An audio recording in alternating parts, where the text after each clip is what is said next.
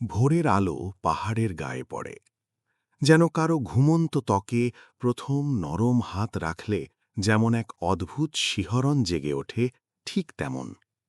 যারা পাথর তুলতে আসে তাদের আঙুল যখন সেই শক্ত শিলায় গেঁথে যায়, পাহাড়ের বুকের ভেতর যেন এতদিন ধরে আটকে থাকা এক দীর্ঘ নিঃশ্বাস নড়ে ওঠে। মনে হয় পাহাড় এতদিন চেপে রাখা নিজের গোপন উত্তাপটা আজ কারো হাতে ধীরে ধীরে খুলে দিচ্ছে। হাতুড়ির আঘাত শুধু ভাঙার শব্দ নয়, এটা যেন গভীর কোনো স্পন্দন। স্তর খুলে খুলে পাহাড়ের ভেতরের অদম্য আকর্ষণটা প্রকাশ পেতে থাকে।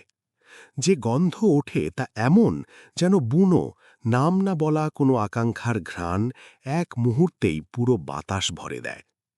পাথর যখন জলে ধোয়া হয়, জলটা পাথরের গা বেয়ে নামে এতটাই ধীরে, এতটাই কোমলভাবে, মনে হয় কারো আঙুল নিঃশব্দে ঘাড় থাকে কোমরের দিকে নেমে যাচ্ছে।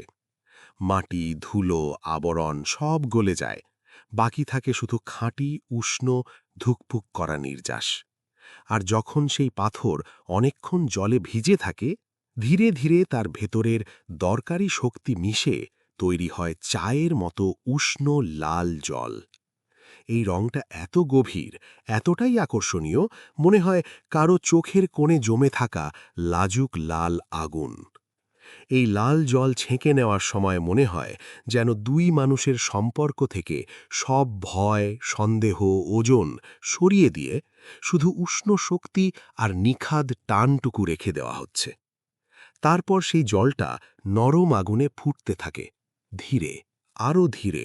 তাপ বাড়ে, বাষ্প ওঠে, আর বাতাসের গন্ধ বদলে যায়, যেন কারো দেহ থেকে আসা নরম উষ্ণতার ঢেউ চোখ বন্ধ করতে বাধ্য করে।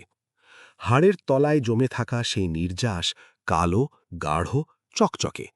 ওটা দেখলেই মনে হয় চাপা ফেলে রাখা আকাঙ্ক্ষা অবশেষে রূপ পেয়েছে। এটাই শিলাজিৎ, পাহাড়ের শরীরের গোপন উত্তাপ, চাপা রাখা শক্তি, আর বছরের পর বছর অবদমিত আকর্ষণের ঘনীভূত নির্যাস। শেষে এসে বোঝা যায় এটা শুধু কোনো খনিজ নয়, এটা পাহাড়ের নিজের শরীর থেকে বেরিয়ে আসা একটা উষ্ণ, দম বন্ধ করা, নিষিদ্ধ মিষ্টি প্রেমপত্র।